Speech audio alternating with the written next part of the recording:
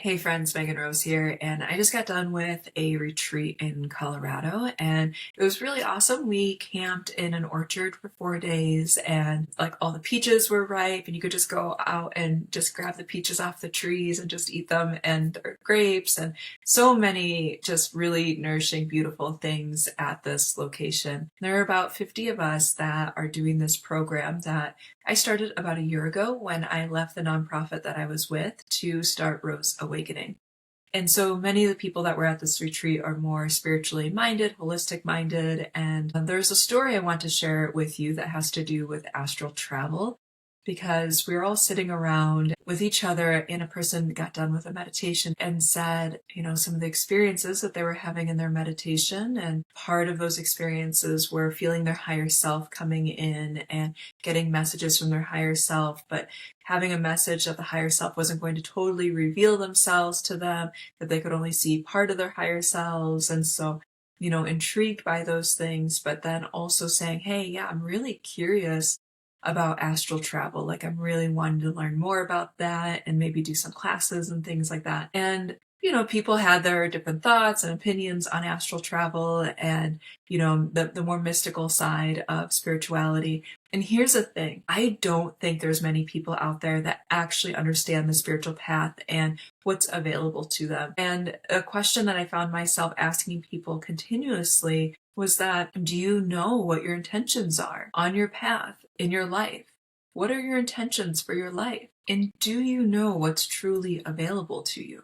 What I think is interesting is, yeah, you've been working on the astral plane since the Atlantean age. You have capacities within the astral plane, and sure, you might just be ripening into them in this life. And so there's a stage of development where you're really interested in that. You want to learn how to utilize that plane, go to different dimensions, and experience all these different things. That makes sense. And there's definitely a stage on the path where people experience that, and it opens up like quite radically, where it's like, I can really operate in this plane and experience all the things that can be experienced on this plane. And oftentimes that's a recapitulation from previous lives, that you have that opening in this life. And that realm has a lot of illusion. That realm is the realm of illusion. So when that person was saying that their higher self was coming in and they were feeling that message from their higher self, that was an illusion, or another being, not their higher self, coming in and saying that they're their higher self and they have these types of messages and they just need to do some more things. And so any person would be like, wow, that's incredible, right? Just living life, but there's more. And I want to experience more. And we say, okay, what are your spiritual intentions? What are you doing with your life? What is it that you want to do with all of this? Some people don't really know, and they'll say, well, I'm just kind of having fun. I just want to experience life, have a good life. For some people, more mystical or have been doing things for a long time, they may say, it's just where the universe takes me. I just follow where the universe takes me and just kind of see what happens within that. And there's no structure in the willpower on your part to work with the universe. You're not going to get anywhere by following that type of method.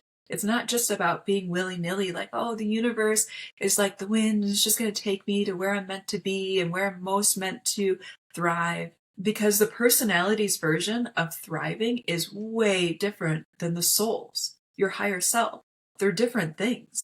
Your personality may think thriving means that, okay, all of a sudden you're getting these insights, these visions, all of a sudden energy's coming in, higher energy, things feel good, you're making certain connections. Without intention, you're missing what's actually possible for yourself. So you are in this world to experience some of the densest energies in our solar system. Those dense energies are used to help build your bridge back to spirit. You've been at this for millions of years. You've been doing it a really long time. You're quite experienced. And there's many things in this world that, sure, you can spend the next several lifetimes just being really lackadaisical. Just let the universe take you wherever you want. Let your karma take you wherever it takes you. Or you can be a conscious human being and work with spirit, work with your soul, and continually work with aligning that will to be your will and living your life in that way. And in that way, you stabilize soul into your patterns, into your karma. You transform your life. So you're not just someone who's living life by cause and effect. You're someone who's living life as radiatory light in coordination with your soul and the service you're most meant to impress and radiate and magnetize and impact the world with. So it's a very important question. What are your intentions? Why do you want to do certain spiritual practices? And for some people, unconsciously, they may just keep feeling like, well, if I just keep kind of exploring these mystical realms, I'm going to just keep embodying more and more light. Like there's a weird thought, like a weird glamour thinking that, well, if I just keep touching light, that I'll be embodying light. And that's not true. Along these similar lines, I had people saying, I've done so much shadow work. I've done so much shadow work. I should just have the soul embodiment. Why would I go through this again? I've already done the work. I've already done it. That's the thing. The personality can do work. The personality can travel into the astral plane, but you're not embodying your soul. And the soul is the only true thing that can really transform the shadow. Yes, it's important that the personality is a prepared vessel. The challenge, the pain, the struggle that you've gone through, the work that you've done, the shadow work that you've done matters. It matters greatly. You need to remember, though, that we're talking millions of years of content here. And so, yes, you may have gone through a lot. You may have done a lot of shadow work. You may be highly skilled. And what's required for soul embodiment is a high degree of skill, is a high degree of responsibility. And so there's very specific practices that support that. But a person needs to be intentional because it's not just about the universe bringing things in. It's about you aligning, again, your will with the will of spirit. And if the personality is not aligning that will, it will not be able to ground the soul. It's like two wings of an eagle. You have the wing of a grace, you have the wing of your personal willpower. And there's many different levels of your system. You could say right now, well, yeah, I really want to embody my higher self for service in the world and to contribute my greatest notes that I have capacity for in this life. You could say that in different parts of your system, maybe at the same time saying, no, I want to stay in control in this area, or I want to stay safe in this area, or I'm not willing to quite give this up yet, or I really, I have misinterpretations about how I show up energetically in these ways. My energy works in certain ways that are going against that intention. And so that intention being made over and over and over again, and when you do that with the practices that you're doing, that starts to transform things where eventually there's a catalytic shift in your experience. But to come back to the person who's just like, yeah, I want to experience more astral travel. That's fine. But just know that some people get stuck in that for lifetimes. And I don't know if anyone is telling them that there is a map beyond that is not a path of spiritual development. Okay, and this brings tears to my eyes, so I'm gonna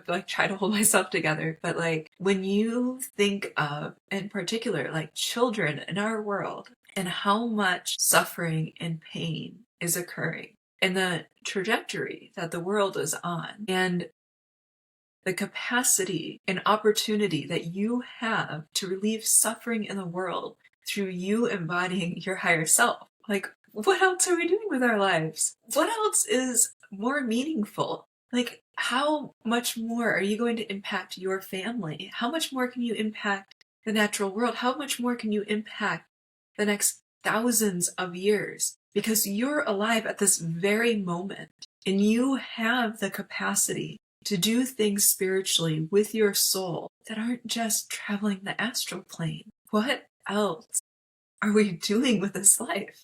And when we lean into that, the soul capacities, the things that are available to us, we're talking about things that are really real. In a world where we can just keep chasing things that don't really amount to much, you can make a lot of money, and when you pass away, that money will no longer be with you for the next life.